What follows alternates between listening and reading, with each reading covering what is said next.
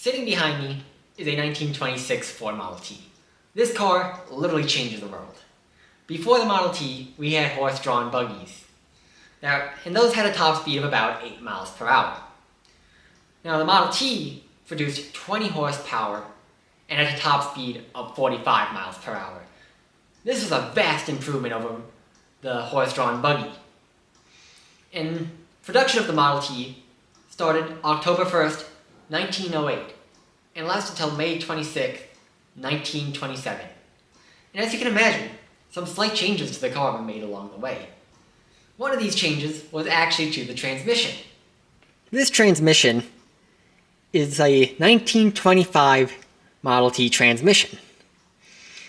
And some of the changes made to it from the 26th Model T transmission is these drums right here actually were increased so that they were bigger.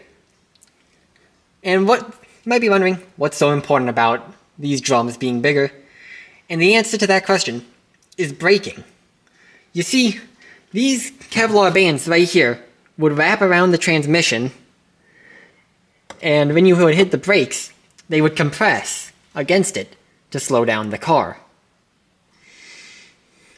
What this change did is it actually improved braking of the car by about 50%.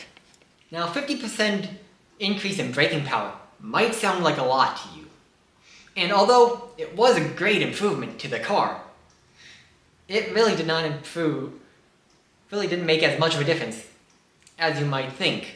This car still took forever to stop compared to modern day cars.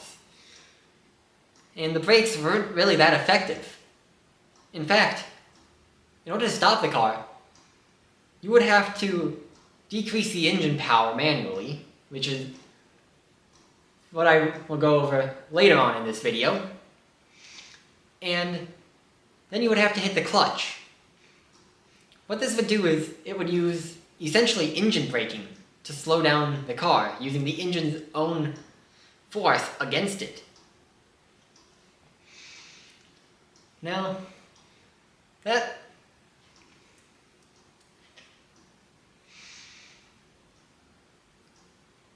performance-based improvements weren't the only ones made to the car, though. Some improvements were to parts like the running boards or fenders. These improvements would just reduce how much mess was made by driving the car around on the dirt roads of the time. You see, they didn't have asphalt roads. These cars were meant to be driven on gravel and dirt roads, and sometimes they weren't even driven on roads at all. What came stock with the Model T? Now, you might be surprised to learn. Not a lot, actually. You see, this car didn't have an electric starter like most cars. You didn't just turn the key and the car started up. In fact, you had to get out in front of the car and crank it over by hand to get the car running. There was also no generator or an alternator on the car to produce power from the engine into the battery. In fact, there wasn't even a battery that came stock with these cars. And if it was a battery that came with it, you would have to pay extra for it. It wasn't something that most people had. And there wasn't any gauges either in the car. There was no fuel gauge, no speedometer, nothing to measure the RPMs of your engine. There was one gauge, however. And what that gauge did was produce the amount of power produced by the magneto of the car. You see, there was aftermarket headlights you could get for the Model T, or you could pay extra to get headlights on the Model T. But beyond that, you would have to use an oil lamp, such as this one.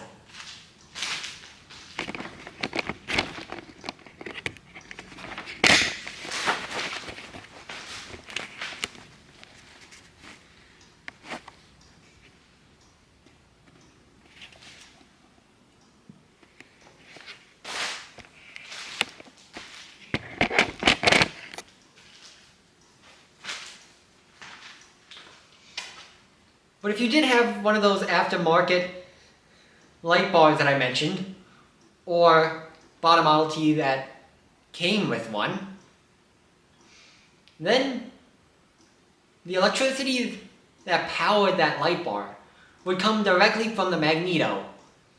And how that would work is the faster the magneto is spinning, the more electricity would be produced from the engine.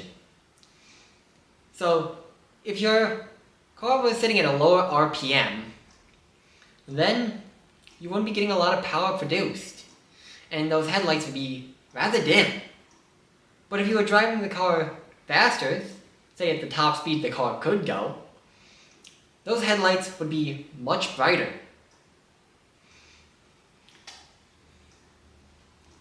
There were also many bodies made for the car, but those bodies didn't really change anything about the car.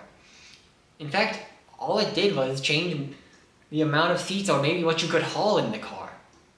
This 26 Roadster has exactly the same thing under the hood as a 26 pickup truck made by Ford.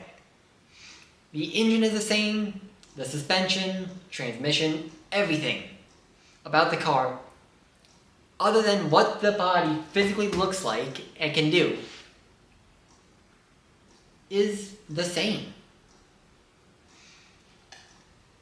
And there were also people who made their own car bodies as well. In fact, I'm one of those people who are making a car body, and the way you would do it is out of wood.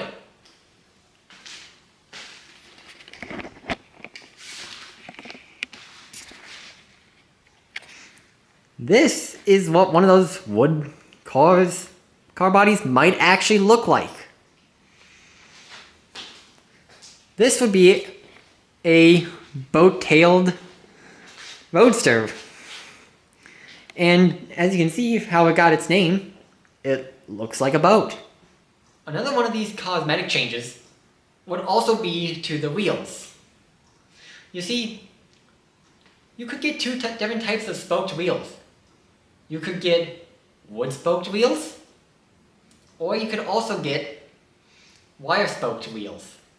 And these, even though I don't have any wire spoked wheels here to show you, you can imagine what they would look like. They would essentially look like a bigger version of a bike wheel. Now, we're going to take this car outside, and I am going to show you how you would start it up and how to drive it. Welcome to the second part of the video, how to operate the Model T. So, the first thing we're going to be going over is what everything in the car does.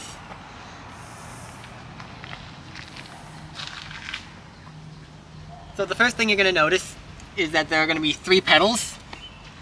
None of these 3 pedals is actually going to be a gas pedal.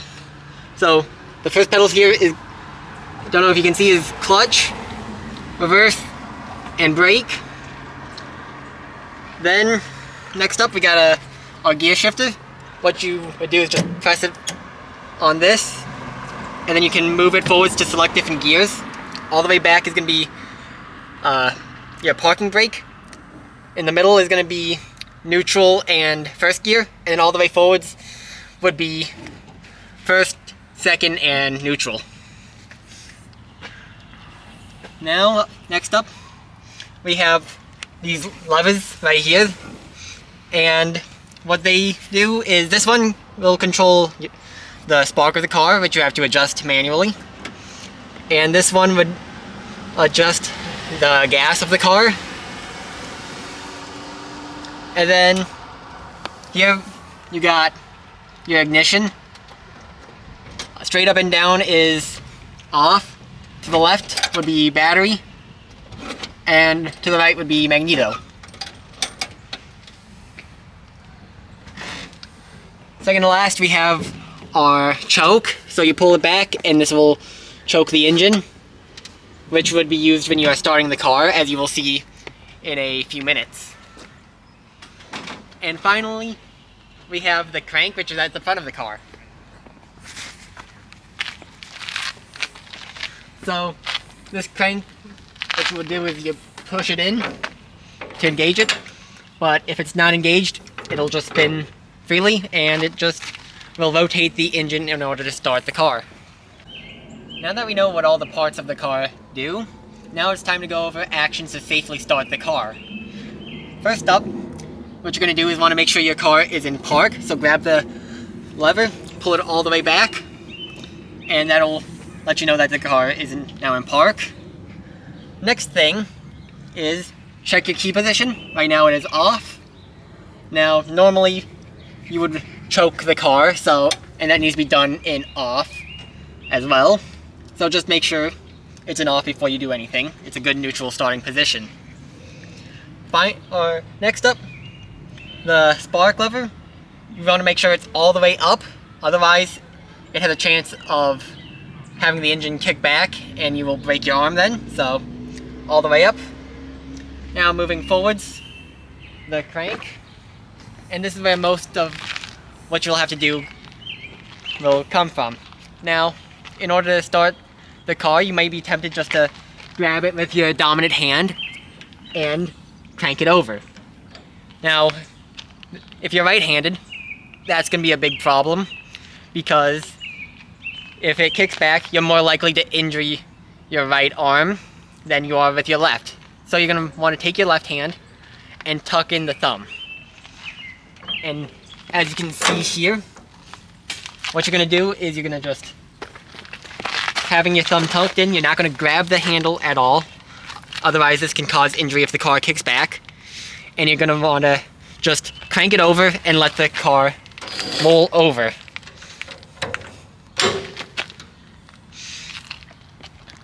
Also, another thing to keep in mind is where your legs are positioned, because if not, as you can see here, it could come around and hit you in your shin. So keep in mind hand and leg positions when you're by the crank. This is where most of your injuries are going to come from. Alright, now that we know how to start the car safely, let's get down to starting the car. So first things first, advance the gas just a little bit. Again, leave your spark all the way retarded.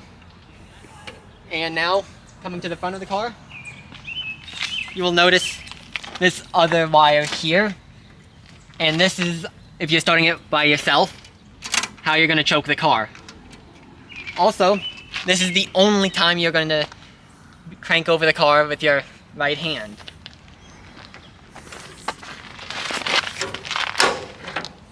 So engaging the crank, you pull this and you crank it over. A good number to do is to crank it over twice. And now the car is primed and ready to go. So next, going to move over to start the car. Now, if this was a T without the battery, you'd have to start in magneto, but most Ts start easier in battery mode. And as you can probably hear, that buzzing is the spark plug going right now. So what you're going to do is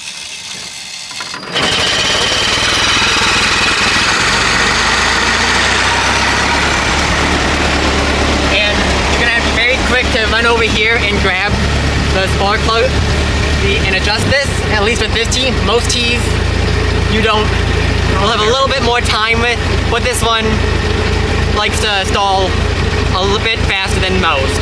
So, as you see, I had to run over here to prevent it from stalling. Alright. Well, all Ts are different in how they like to run. This T likes magneto better. You'll have a bit more power and get a bit more performance out of the engine while it is in magneto. Now that the car is started, it's time to take it for a drive. Now, in Model Ts, the driver's side door is a little bit on the useless side. As you can see, you have the gear selector here, the steering wheel, and with all the pedals, it makes it extremely difficult for the driver to get in and out of the car through this door. So most of the time, the driver will enter through the passenger side door with the passenger following behind them.